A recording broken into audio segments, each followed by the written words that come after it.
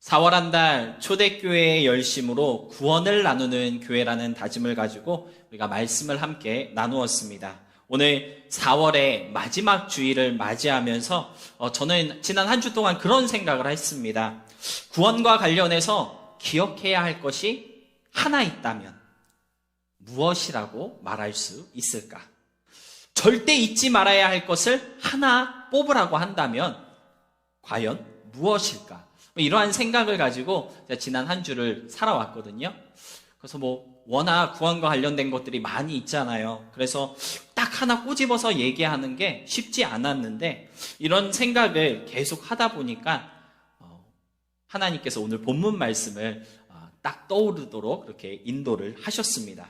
그래서 오늘 본문 12절 말씀 우리 다시 한번 다 같이 읽어봤으면 좋을 것 같습니다. 우리 본문 12절 말씀 함께 읽겠습니다. 시작! 다른 이로서는 구원을 받을 수 없나니 천하 사람 중에 구원을 받을 만한 다른 이름을 우리에게 준 일이 없음이라 하였더라.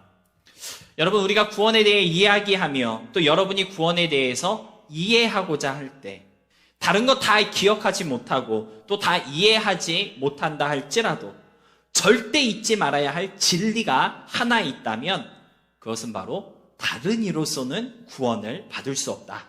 천하 사람 중에 구원받을 만한 다른 이름을 우리에게 주신 적이 없다고 하는 바로 오늘 본문의 말씀일 것입니다. 하나님께서 우리의 구원을 위해 단 하나의 이름, 단 한 사람을 보내주셨고요. 그분은 누구일까요? 바로 예수 그리스도입니다. 이 사실을 우리가 기억할 수만 있다면 앞으로 여러분이 신앙생활하는 동안 어디서 어떤 모습으로 교회 생활을 하든지 또는 믿음 생활을 하든지 잘못된 길로 빠질 일이 절대 없을 것이고요. 또 여러분의 구원이 절대 흔들리지 않을 것입니다. 구원을 위해 주신 이름이 예수밖에 없다는 그 사실을 우리가 기억하지 못하고 또는 알지 못하고 또는 굳게 믿지 못하기 때문에 어쩌면 잘못된 길로 가는 일이 생기기도 하고요. 또 우리의 믿음이 심하게 흔들려서 자주자주 넘어지는 그러한 일들도 발생하게 되는 것 같습니다. 또 더 심하면 이단에 빠지거나 또는 이단이 되는 그러한 일도 생기게 되는데요. 여러분, 사람들이 이단에 빠지거나 또는 이단이 되는 그러한 이유는 무엇일까요? 바로 구원의 유일한 이름 예수밖에 없다라고 하는 사실을 기억하지 못하고 또 온전히 붙잡지 못하기 때문일 것입니다. 나는 신이다라고 하는 그 넷플릭스 그 프로그램이 되게 센세이션을 많이 일으켰었는데 여러분, 그 프로그램을 보면서 우리가 무엇을 알 수 있습니까? 이단의 속임수가 무엇이었습니까? 내가 신이야. 나만 믿어. 내가 하라는 대로만 해. 그러면 구원받을 거고 다 잘 될 거다. 그러한 속삭임에 빠져서 나도 모르게 더 깊은 이단의 구렁텅이에 들어가게 되는 것이다 라고 하는 것을 우리가 그 프로그램을 보면서 간접적으로 배울 수 있게 되는 것 같은데요. 사도행전 4장 12절의 말씀만 제대로 기억하고 있었다면 간사한 이단의 속임수에 빠지지 않았을까? 빠지지 않을 수 있었을 텐데 그러한 안타까운 마음이 드는 것 같습니다. 구원의 소식을 전하며 또 구원을 나누는 교회 되지 않는 다짐으로 4월의 이 마지막 시간에 우리가 모였을 때 저는 우리 모두가 다시 한번 이 진리에 굳게 설 수 있게 되기를 소망합니다. 우리의 구원은 오직 예수님을 통해서만 얻는 것이고 다른 이로서는 구원을 받을 수 없으며 천하 사람 중에 구원받을 만한 다른 이름을 주신 적도 없다고 하는 본문의 선포를 여러분 꼭 기억하며 잊지 않음으로써 온전한 구원의 소식, 진정한 복음을 나누며 전파하는 그러한 하나님의 사람들로 귀하게 사용되시기를 소망하고요. 그러므로 말미암아 여러분의 삶이 진정한 구원의 기쁨을 누리는 그러한 삶이 또한 될 수 있었으면 좋겠습니다. 그러한 의미에서 오늘 본문을 볼 때 본문은 우리에게 왜 예수의 이름만 유일한 구원의 이름인지 언제 이 사실을 우리가 기억해야 하는지에 대해서 알려주고 있다는 사실을 우리가 발견할 수 있는데요. 오늘 본문 말씀 함께 묵상해 볼 때에 유일한 이름 예수가 우리의 심령 속에 깊이 새겨지는 귀하고 복된 이 시간 될 수 있기를 소망합니다. 첫 번째로, 왜 예수님의 이름만이 유일한 구원의 이름인 것일까요? 먼저 본문 11절의 말씀 우리 다시 한번 함께 보도록 하겠습니다. 함께 읽겠습니다. 이 예수는 너희 건축자들의 버린 돌로서 집 모퉁이의 머릿돌이 되었느니라. 아멘. 사실 어떻게 보면 우리가 참 많이 듣고 또 알고 있는 말씀이지만 사실 이 말씀이 의미하는 바가 무엇인지 성경적으로 그 의미를 생각해 볼 기회가 많지 않았던 것 같습니다. 여러분, 사실 이 말씀은요, 시편 118편에 나오는 말씀을 인용한 그러한 말씀인데요. 시편 118편 22절로 23절에 보니까 이런 말씀이 있습니다. 건축자가 버린 돌이 집 모퉁이의 머릿돌이 되었나니 이는 여호와께서 행하신 것이요 너희 눈에 기이한 바로다. 이 말씀을 예수님이 그리고 그의 제자들이 인용하여서 그렇게 성경에 기록된 것인데요. 근데 재밌는 사실은요, 시편 118편에서는 구원의 주에 대한 설명으로 건축자가 버린 돌이라고 하는 표현을 사용하고 있는 반면 예수님께서 이 말씀을 인용하셨을 때에는요, 사복음서를 보니까요, 심판의 주와 관련하여서 이 말씀을 인용하고 있는 것을 볼 수가 있습니다. 마태복음 21장 42절이나 마가복음 12장 10절, 누가복음 20장 17절을 보니까요, 포도원 주인이 그 아들을 보내서 악하게 행했던 종들을 심판하고 또 그 포도원을 제때제때 잘 관리하고 상납할 수 있는 사람에게 이렇게 상속하게 하는 그러한 장면으로 예수님께서 인용하고 계신 것을 볼 수가 있는데요. 시편 118편에서는 분명 구원의 주에 대한 모습으로 그 말씀을 기록하고 있는데 예수님께서 이것을 인용하실 때에는 심판의 주의 모습으로 인용하셨다는 것입니다. 근데 더 재밌는 것은 오늘 우리가 본문으로 읽은 사도행전 4장에서는요, 다시 구원의 주의 모습과 관련해서 이 말씀을 인용하고 있는데요. 같은 말씀이 다른 각도에서 인용되고 있는 이러한 모습 때문에 이 말씀이 의미하는 바가 무엇인지 정확하게 이해하는 것이 쉽지 않았던 것 같습니다. 그런데 사실은 우리에게 전달하고 있는 그 메시지는요, 변함이 없습니다. 각기 다른 각도에서 이 말씀을 인용하고 있기는 하지만 이 말씀이 전하고 있는 메시지는 변함이 없다고 하는 것이죠. 그 메시지가 무엇입니까? 사람에게는 버림받았지만 하나님은 머릿돌이 되게 하셨다라고 하는 것입니다. 사람들은 쓸데없이 여겨서 아무렇지 않게 쓰레기 취급하였지만 하나님은 그것을 코너스톤 되게 하셨다라고 하는 메시지는 변함이 없다라고 하는 것이죠. 여러분, 저는요, 건축자들이 버린 돌이라고 하는 이 표현에 우리가 주목해야 할 필요가 있다고 생각하는데요. 건축하는 사람들이 자기의 필요에 따라서 돌도 사용하고 나무도 사용하지만 이렇게 건축을 하다 보면 쓸데없는 짜투리들이 생기거든요. 내가 볼 때 이거는 내가 쓸데가 없는 것 같아. 그런 것들을 버리게 되는 것이죠. 마음에 들지 않아서 또는 내가 생각할 때 정말 쓸데없기 때문에 이렇게 버리게 된다라고 하는 것인데요. 성경은요, 예수님을 그렇게 표현하고 있는 것입니다. 사람들의 마음에 들지 않았던 돌이었다고. 그가 그 구세주가 되시고 심판의 주가 되신다는 것을 사람들이 받아들일 수 없었던 그러한 돌멩이였다라고 오늘 성경은 우리에게 설명해 주고 있다라고 하는 것이죠. 다른 말로 표현을 하자면요, 인간적인 생각과 이해 또는 인간적인 방법에 맞지 않는 구원의 길이 바로 예수의 길이었고, 인간적인 의도와는 결이 다른 구원의 길이 바로 하나님의 길이었다라고 하는 것입니다. 하지만 하나님께서는 그 방법과 길을 구원의 유일한 길이 되게 하셨고요, 유일한 이름이 되게 하셨다라고 오늘 성경은 우리에게 말씀하고 있는 것입니다. 왜 하나님께서는 사람의 생각과 사람의 의도와 사람의 방법대로가 아니라 하나님의 뜻, 하나님의 방법, 하나님의 의도대로 세우신 그 예수님을 유일한 구원의 길이 되게 하시고 유일한 구원의 이름이 되게 하신 것일까요? 답은 아주 간단합니다. 우리의 방식, 우리의 생각, 사람의 의도로는 구원을 받을 수 없기 때문입니다. 하나님의 방법, 하나님의 계획, 하나님의 뜻이 아니고서는요, 절대로 구원에 이를 수 없기 때문에 사람들이 거부했던 그 돌을 코너스톤 되게 하신 것이다 라고 하는 것이죠. 우리가 잘 알고 있는 말씀이지만 전도서 3장 11절을 보면요, 사람의 마음에는 어떠한 마음이 있을까요? 영원을 사모하는 마음이 있다고 전도서는 말씀하고 있습니다.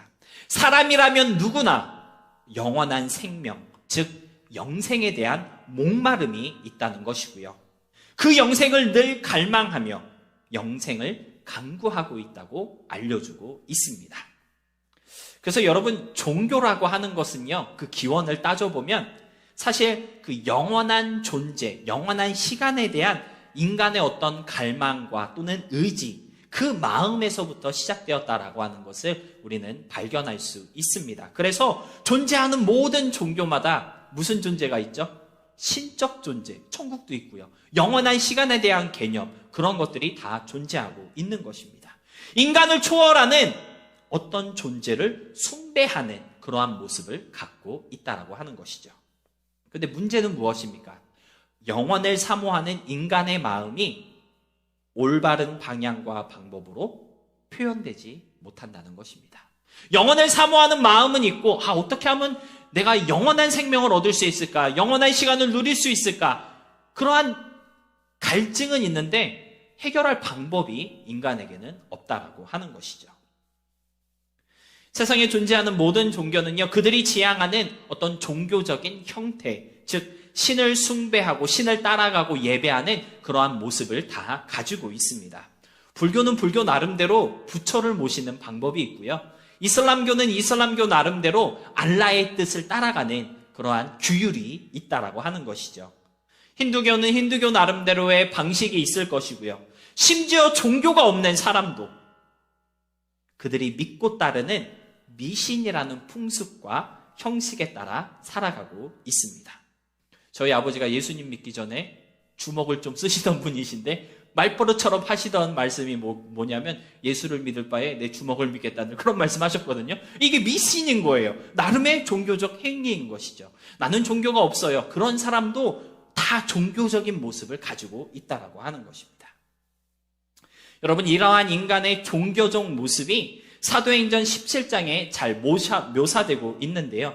사도행전 17장 22절로 23절 말씀입니다. 우리 다 같이 함께 보도록 할까요? 우리 다 같이 함께 읽겠습니다. 시작! 바울이 아레오바고 가운데 서서 말하되 아덴 사람들아, 너희를 보니 범사에 종교심이 많도다. 내가 두루 다니며 너희가 위하는 것들을 보다가 알지 못하는 신에게 라고 새긴 단도 보았으니 그런즉 너희가 알지 못하고 위하는 그것을 내가 너희에게 알게 하리라. 여러분, 아덴 사람들이 얼마나 많은 신들을 만들어 놓고 숭배를 하였는지 그 중에는요, 혹시라도 빠뜨린 신이 있을까봐 알지 못하는 신에게 드리는 단도 있었다고 바울은 기록하고 있습니다. 이처럼 사람의 마음속에 있는 종교심은요, 우리가 거부할 수 없는 강한 갈증을 만들어냅니다. 그런데 문제는 무엇입니까? 그 갈증을 해소할 수 있는 능력이 사람에게는 없다는 것입니다. 왜 아덴 사람들이 그토록 많은 우상을 만들었을까요? 심지어 알지 못하는 신에게 라고 하는 그러한 단까지 만든 이유는 무엇일까요? 그들이 만들어 놓은 어떤 종교적인 형식과 형태가 그들 속에 있는 종교심에 만족을 주지 못했고 그 갈증을 해결해 주지 못했기 때문입니다. 영혼을 향한 갈망이 있어서 어떻게든 신을 좀 섬겨야겠다 해서 나무 신을 만들어 놨는데 성에 차지 않는 거예요. 그래서 바다의 신도 만들어 놓고 태양의 신도 만들어 놓고 사랑의 신도 만들어 놓고 사랑이 있으니까 질투도 있겠죠? 질투의 신도 만들어 놓고 아무튼 만들 수 있는 모든 신들을 다 만들어 봤지만 영혼을 사모하는 그 마음이 충족되지 않았고 그 목마름이 해결되지 않았다라고 하는 것입니다. 그런데 여러분, 이처럼 범사에 종교심이 많았던 사람들에게 예수님이 전파되었을 때 어떠한 일이 벌어졌는지 혹시 아십니까? 사도행전 19장 18절 그리고 19절의 말씀입니다. 많은 사람들이 많이 와서 자복하여 행한 일을 알리며 또 마술을 행하던 많은 사람이 그 책을 모아가지고 와서 모든 사람 앞에서 불사르니 그 책값을 계산한 즉 은 5만이나 되더라. 사실 이 말씀은요, 에베소에서 일어났던 그 일을 기록하고 있는 것인데요. 아덴과 마찬가지로 에베소 역시 넘쳐나는 우상으로 가득했던 도시였습니다. 그런데 그들에게 예수가 전파되었을 때 에베소 사람들은요, 이제까지의 그들의 모든 행동을 다 회개하며 마술을 행했던 책들을 모아서 불태워버렸다라고 성경은 알려주고 있습니다. 여러분, 에베소 사람들이 이렇게 한 이유가 무엇일까요? 답은 다 하나밖에 없겠죠. 구원의 유일한 이름 예수를 알았기 때문이고요. 이제는 더 이상 다른 이름이 필요 없다는 것을 깨달았기 때문입니다. 여러분, 예수님만이 유일한 구세주 되시며 그 이름 외에 다른 이름이 없습니다. 다른 것들은요, 다 헛된 것들입니다. 다른 것들은 우리에게 아무런 만족함을 주지 못하고요, 우리가 가지고 있는 영혼에 대한 그 목마름을 해결해 주지 못합니다. 그러나 예수님은 다릅니다. 예수님으로 말미암은 구원의 역사는요, 하나님의 섭리이고 하나님이 계획하시고 뜻하신 것이기 때문에 완전하고 유일한 구원의 길입니다. 앞에서 읽었던 시편 118편 23절에서도 그렇게 말씀하고 있지 않습니까? 이는 여호와께서 행하신 것이요 우리 눈에 기이한 바로다. 여러분, 왜 우리 눈에 기이하게 보일까요? 우리가 행할 수 있는 것을 다 행했지만 이 목마름이 해결되지 않았던 거예요. 그런데 하나님이 제시하신 한 가지 길, 한 가지 방법, 한 가지 이름만 붙잡았을 때 너무 신기하게도 그 갈증이 다 해소됐기 때문에 우리 눈에 너무 신기하게 보인다라고 시편 118편은 말씀하고 있는 것입니다. 예수님의 길, 그 구원의 길은요, 하나님께서 정하신 것이고 그분이 만들어 놓으신 길인 것입니다. 다른 이로서는 구원을 받을 수 없나니 천하 사람 중에 구원을 받을 만한 다른 이름을 우리에게 주신 일이 없습니다. 오늘 본문 12절의 말씀이 저와 여러분의 마음속에 깊이 새겨질 수 있기를 소망합니다. 다른 그 어떤 것으로도 구원에 이를 수 없고 다른 그 어떤 것도 우리에게 구원을 줄 수 없습니다.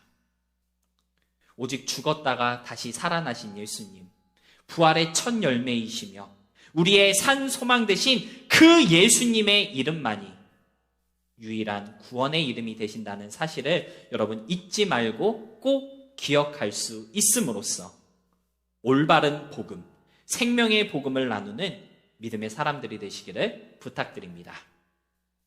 두 번째로, 그렇다면 언제 우리는 유일한 구원의 이름 예수를 기억해야 하는 것일까요?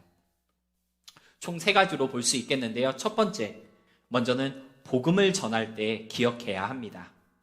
사실 오늘 본문으로 함께 읽은 사도행전 4장 11절로 12절은요, 기도하기 위해서 성전으로 올라가다가 나면서부터 걷지 못했던 사람을 예수의 이름으로 고쳐주었던 그 사건에 뿌리를 두고 있는데요. 나면서부터 걷지 못했던 그 사람을 고쳐주고 베드로와 요한은 그곳에 있던 사람들에게 예수님에 대해서 증거하였습니다. 사도행전 3장 16절 말씀인데요. 그 이름을 믿음으로 그 이름이 너희가 보고하는 이 사람을 성하게 하였나니 예수로 말미암아 난 믿음이 너희 모든 사람 앞에서 이같이 완전히 낫게 하였느니라.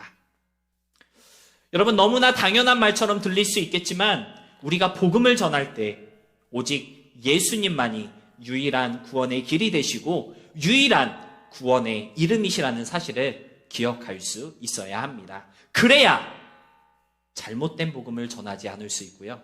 그래야 잘못된 방법으로 복음을 전하지 않을 수 있습니다. 여러분, 전도라고 하는 것은 지난주일이었죠. 말씀에 셈할 때 제가 잠깐 말씀드렸지만 기본적으로 예수님을 소개하고 그를 알려주는 것입니다. 예수님에 대한 확신 없이 복음을 전한다는 것은요, 엄밀한 의미에서 볼 때 있을 수 없는 일이겠죠. 내가 확신이 없는데 어떻게 알려주고 어떻게 소개하겠습니까? 저와 여러분의 삶이 올바르게 복음을 선포하고 구원을 나누는 삶이 되기 위해서는 유일한 구세주 되시는 예수님에 대한 강한 확신을 가지고 있어야 한다는 사실, 여러분 잊지 않으시기를 부탁드립니다. 두 번째로는요, 우리의 믿음이 도전받을 때 기억해야 합니다. 예수의 이름으로 큰 일을 행하였고 또 그 이름을 담대하게 선포하였던 베드로와 요한은요, 예수의 이름으로 말하지도 말고 가르치지도 말라는 제사장들과 사두개인들의 협박을 받았습니다.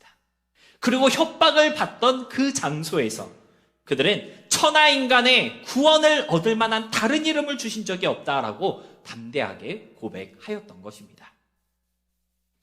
여러분, 신앙생활 하다 보면요, 우리의 믿음이 도전받을 때가 있습니다. 내가 믿고 따르는 이 믿음을 하찮게 보는 사람들도 있을 수 있고요. 내 믿음이 잘못되었다라고 우리를 시험하는 그러한 유혹도 있을 수 있습니다. 때로는 아예 내 믿음 자체가 거짓이라고 비난하는 사람들도 만날 수 있는데요. 그럴 때 우리가 기억해야 하는 것이 무엇입니까? 다른 이로서는 구원을 받을 수 없나니 천하 사람 중에 구원을 받을 만한 다른 이름을 주신 적이 없다. 이것을 우리가 기억해야 합니다. 여러분의 믿음이 예수님께 고정되어 있고요, 예수님 중심에서 벗어나지 않았다면 그 믿음이 결코 잘못되지 않았다는 확신을 가질 수 있어야 한다는 것이죠. 그런 흔들림 없는 믿음과 확신이 있을 때 모든 생각과 이론과 하나님을 대적하는 것들을 다 파괴하는 강력한 힘을 가질 수 있게 된다는 사실, 여러분들 잊지 마시고요, 믿음의 도전이 있을 때마다 유일한 구세주 되시는 예수님을 기억하시기 바랍니다. 마지막으로 힘들고 어려운 상황 속에 있을 때 우리는 기억해야 합니다. 예수의 이름으로 복음을 전했던 제자들은요, 제사장들과 사두개인들에게 위협을 받고 경고를 받았다고 사도행전 4장은 말씀하고 있는데요. 막 예수 이름으로 가르쳤다고 막 책찍질하고 막 죽여버릴 거야 막 협박하고 경고했다는 사실, 우리가 사도행전 읽으면 종종 발견할 수 있게 되는데, 믿음으로 인한 그러한 역경과 고난 속에 있을 때 여러분의 구원자 되시는 예수님을 기억할 수 있어야 한다는 것입니다. 여러분, 예수님께서 우리의 유일한 구세주가 되시고 구원의 유일한 이름이 되신다는 것은요, 그냥 우리의 영혼만 구원하시는 그러한 구세주가 되신다는 뜻이 아닙니다. 그분은 우리 삶의 모든 영역들과 우리가 살아가는 모든 환경 속에서 우리의 유일한 구세주가 되시는 하나님이십니다. 예수님께서는 친히 말씀하셨습니다. 수고하고 무거운 짐진 자들아 다 내게로 오라. 내가 너희를 쉬게 하리라. 마태복음 11장 28절에서 말씀하셨는데요.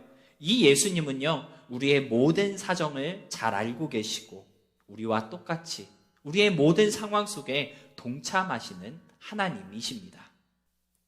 다른 이로서는 구원을 받을 수 없는 것처럼 여러분, 다른 이로서는 참된 위로와 회복을 얻을 수 없다는 사실 꼭 기억하시고, 여러분이 지치고 쓰러졌을 때 유일한 구원의 소망 되신 주님을 바라보시며 그 은혜의 보좌 앞으로 나아갈 수 있으시기를 주님의 이름으로 부탁드립니다. 말씀을 정리하겠습니다. 여러분, 예수님에게는 또 다른 이름이 하나 있습니다. 무엇일까요? 제가 정말 많이 인용하는 그러한, 정말 많이 쓰는 그러한 이름인데요. 바로 임마누엘이라는 이름입니다. 여러분, 임마누엘의 뜻이 무엇인지 아십니까? 하나님이 우리와 함께 하신다. 저는요, 가끔 이 임마누엘이라는 이 이름이요, 저에게는 정말 따뜻한 그 사랑의 음성으로 다가올 때가 종종 있습니다. 우리가 믿는 것들에 대하여 라고 하는 출판되지 얼마 안 된 뜨끈뜨끈한 신상 책이 한 권 있는데요. 그 책에 보니까요, 임마누엘에 대해서 이렇게 해석을 하고 있더라고요. 임마누엘은, 제가 PPT 준비했습니다. 네, 이렇게 쓰고 있더라고요. 임마누엘은 하나님을 배신하고 타락한 세상과 자신을 단단하게 결합시키시는 하나님의 자기 희생적 사랑을 보여주고 있다. 하나님을 배신하고 타락한 세상과 하나님이 거기서 멀어진 것이 아니라 비록 하나님을 배신하고 타락한 세상이다 할지라도 자신을 그 세상과 단단하게 결합시키시고자 노력하고 계시는 그 하나님의 자기 희생적 사랑을 보여주고 있는 이름이 무엇이다? 임마누엘이다 라고 하는 것입니다. 여러분, 얼마나 많은 사람들이 기독교는 너무 이기적이에요, 다른 종교들을 다 무시하고 배타하고 있는 그러한 종교입니다 라고 욕하는 소리 들어보신 적 있으시죠? 구원의 유일한 이름은 예수밖에 없어요, 오직 예수뿐입니다 라고 믿고 고백하는 기독교는 독단에 빠진 단체다 라고 그렇게 욕하는 소리 우리가 종종 들을 때가 있는데요. 그런데 사실은 무엇입니까? 사실 예수님은요, 자신을 배신하고 자기를 거부하고 심지어 자기를 십자가에 못 박아 죽게 했던 그 세상과 단 한순간도 떨어지지 않기 위해 안간힘을 쓰고 계시는 임마누엘로 우리와 함께하고 있다는 것입니다. 사람들은 필요 없는 돌처럼 예수님을 버렸지만 그 예수님은 코너스톤, 가장 중요한 자리에 오셔서 그들과 함께하고 있다라고 하는 것이죠. 세상은 예수님을 거부합니다. 왜냐하면 그들이 건축하고자 하는 것과 맞지 않고 어울리지 않기 때문이다라고 말을 하고 있지만, 하지만 그럼에도 불구하고 예수님은 세상과 함께하기 위해서 임마누엘로 오신 것입니다. 여러분, 가장 큰 사랑이 무엇일까요? 싫다고 거부하며 자신을 내어치는 세상을 위해 목숨을 내어놓은 예수님의 그 사랑이 진짜 사랑이고 가장 큰 사랑이 아니겠습니까? 다른 이로서는 구원을 얻을 수 없다, 구원 얻을 만한 다른 이름을 준 적이 없다는 오늘 성경의 선포는요, 괜한 소리가 아니라 목숨을 내걸고 완성하신 사랑의 외침이라는 것을 여러분 꼭 알아주시기를 부탁드립니다. 구원의 다른 방법은 없습니다. 오직 예수뿐입니다. 다른 이름도 없습니다. 오직 예수의 이름만 구원의 이름이라는 사실 잊지 마시고 좀 더 성경적으로, 좀 더 온전한 믿음으로 신앙생활하는 우리 모두가 될 수 있기를 주님의 이름으로 부탁드리며 축복합니다. 아멘.